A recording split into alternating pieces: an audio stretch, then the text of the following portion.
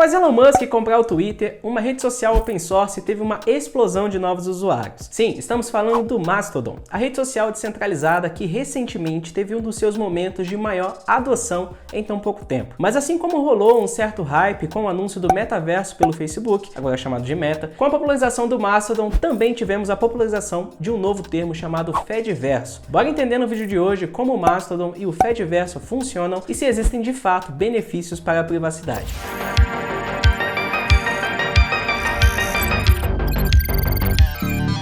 Seja muito bem-vindo ao Privacy Map, eu sou o Vitor Pio e aqui falamos sobre privacidade online. E o vídeo de hoje foi sugerido por um inscrito aqui do canal e colega de trabalho também, Bruno Marcelo Cuesta. Ele não só sugeriu, mas também nos enviou um e-mail com um compilado de informações e referências sobre os assuntos que vamos conversar aqui no vídeo de hoje. Valeu, Brunão, tamo junto. Como sempre, você também pode deixar a sua sugestão de vídeo aqui embaixo nos comentários e caso queira também pode enviar um e-mail aqui pro canal, beleza? Então bora pro vídeo. A liberdade nunca vem de graça e no caso do Twitter, o preço foi de 44 bilhões de dólares pagos por Elon Musk. Segundo o excêntrico dono da Tesla, a ideia é transformar a plataforma em um local mais amigável à liberdade de expressão. Mas Musk quer abrir o algoritmo do Twitter, acabar com bots de spams e permitir que as pessoas tweetem o que quiserem dentro dos limites da lei. A visão de Musk trouxe uma grande incerteza sobre como pode ser o futuro do Twitter e levou as pessoas mais uma vez a repensar suas escolhas de redes sociais. O engraçado é que muitas dessas propostas feitas pelo Musk já funcionam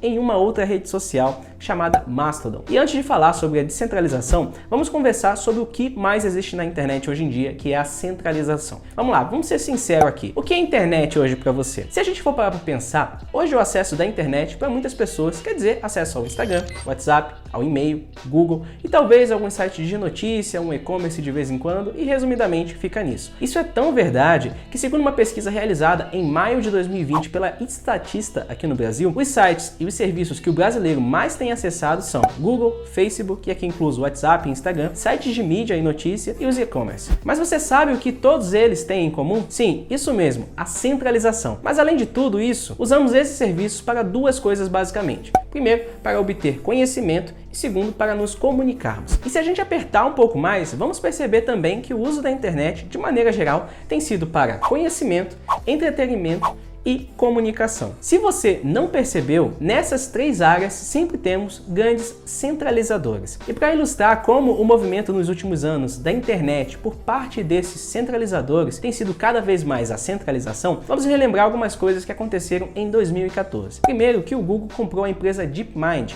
uma empresa que desenvolvia algoritmos de IA para que sistemas, simuladores, e-commerce e jogos consigam aprender com o comportamento das pessoas. E no mesmo ano, também tivemos a compra do WhatsApp pelo Facebook. E daí, ambas empresas até hoje têm caminhado a passos largos para serem a própria internet em si, dominando as áreas do conhecimento, como por exemplo a compra da DeepMind, com Google Search, com Google Maps, Google Acadêmico, e a área da comunicação, como por exemplo a compra do WhatsApp e a própria ideia de ter um metaverso para a própria interação social. Na prática, temos uma empresa que quer ser o próprio conhecimento e a outra empresa que quer ser o próprio meio de comunicação. Você agora deve estar imaginando os problemas de alguém controlar a forma como você se comunica e a forma como você adquire conhecimento. E por isso, vamos conversar sobre a importância de termos a internet mais descentralizada. Um dos principais problemas da centralização é que todas essas empresas possuem ambientes fechados e proprietários, que grande parte não conhecemos como funciona. Regras são criadas de maneira top-down e todos os seus dados ficam armazenados com essas grandes empresas. Levando o nosso exemplo para redes sociais, não fica só nisso. Essas empresas também controlam quais posts são permitidos e quais não. Se você não seguir as regras, sua conta pode ser encerrada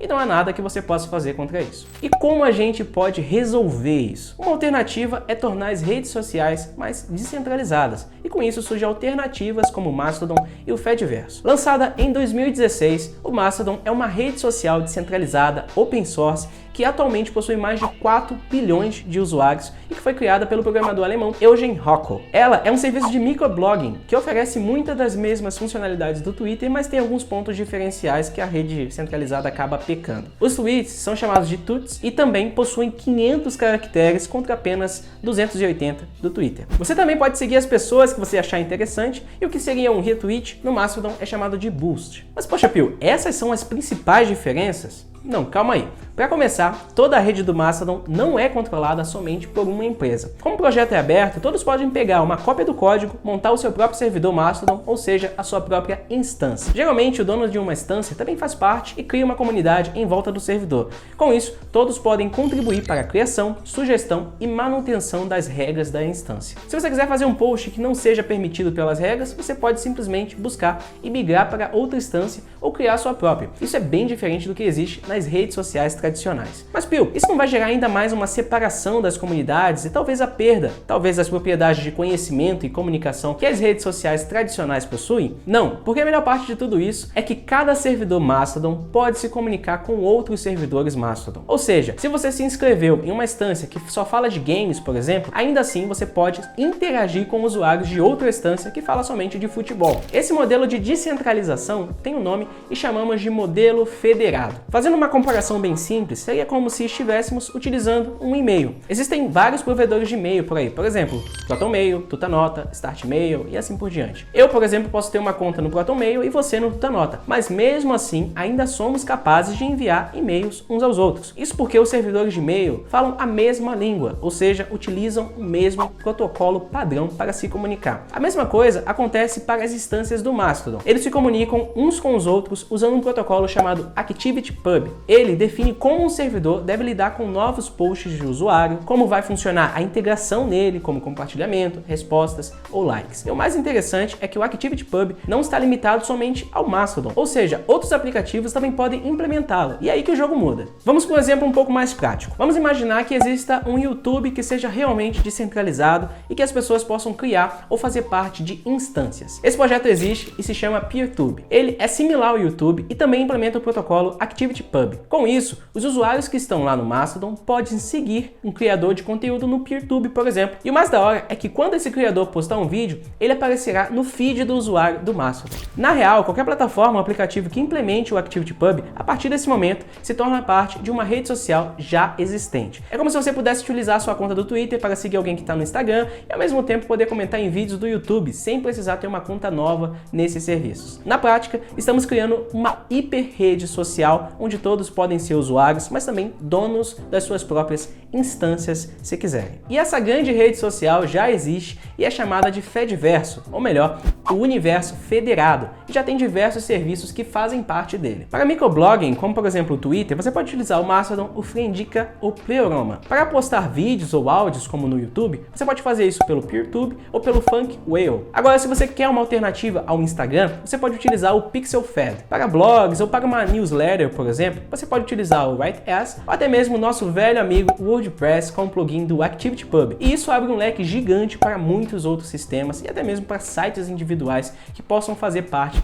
dessa grande rede. E uma outra coisa que diferencia totalmente o Fediverso de tudo que conhecemos é o seu incentivo à liberdade de escolha. Uma das principais razões que fez o Facebook ser tão grande como rede social é a capacidade dele fazer com que as pessoas tenham que criar uma conta obrigatoriamente antes de poderem ver os conteúdos. E quando você cria uma conta, o Facebook, Instagram, faz tudo para te manter ali dentro, né? Eles intencionalmente criam barreiras e todo um ecossistema para que os conteúdos ali criados sejam somente para pessoas que fazem parte e que estejam logadas. Agora no Fediverse temos exatamente o contrário. Com mais plataformas sendo construídas em cima do protocolo ActivityPub, significa que todas podem ver e interagir com o conteúdo de outras instâncias e plataformas. E falando um pouco de financiamento e monetização, as instâncias do Mastodon são operadas por diferentes pessoas ou organizações de forma completamente independente. No software deles também não existe nenhuma estratégia ali de monetização. E daí que algumas instâncias oferecem contas pagas ou dividem os custos com seus usuários via crowdfunding, utilizando, por exemplo, o LiberaPay, Patreon e serviços similares. Algumas instâncias também são mantidas por empresas utilizando as suas próprias infraestruturas, ou usuários que acabam mantendo um servidor do próprio bolso ali, por exemplo, em um servidor pessoal. O desenvolvimento do software do Mastodon também é financiado via doações, e segundo anunciado, não existe nenhuma empresa de capital de risco por trás do projeto financiando o projeto, sabe? Mas nem tudo são flores. Existem sim alguns pontos que não são negativos, mas que podem ser inconvenientes. Para começar,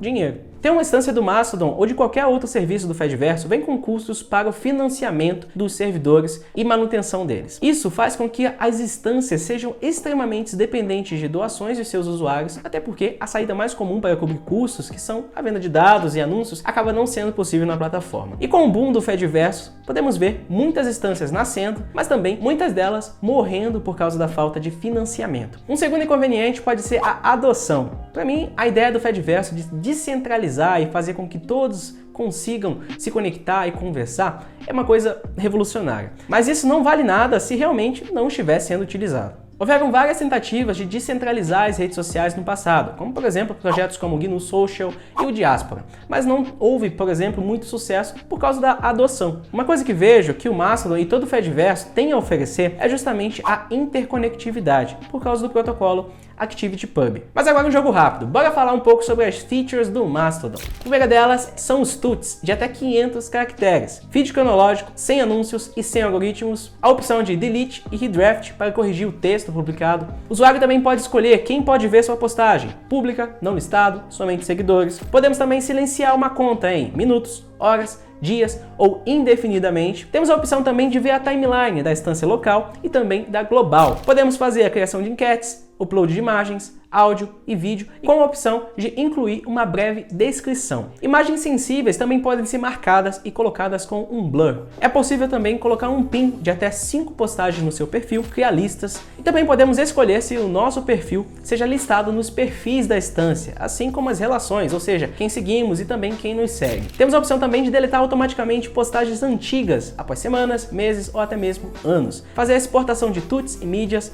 fazer filtros de idioma, redirecionar ou migrar nossa conta para outra instância. Temos a opção também de interface web avançada no estilo TweetDeck, app oficial para Android e iOS, e em breve mensagens diretas serão criptografadas de ponta a ponta, além de muitas outras funcionalidades que fica até difícil citar tudo aqui. Beleza, Pio? Como eu faço para ver quais instâncias existem hoje no Mastodon? Você pode checar as instâncias pelo site oficial joinmastodon.org e também buscar instâncias para um projeto não oficial chamado de instâncias.social. Legal também que hoje está bem fácil criar uma instância do zero. Pela DigitalOcean é possível em alguns minutos criar uma instância pelo marketplace deles com apenas um clique. Além também que existem outras empresas de hosting que são focadas em instâncias para o Fediverso. Nessa onda de aquisição do Twitter, algumas organizações também entraram na onda de criar suas próprias instâncias. Destaques para The Washington Post, BBC News World, além de algumas organizações governamentais como a própria União Europeia e o governo alemão, e também a ONG WWF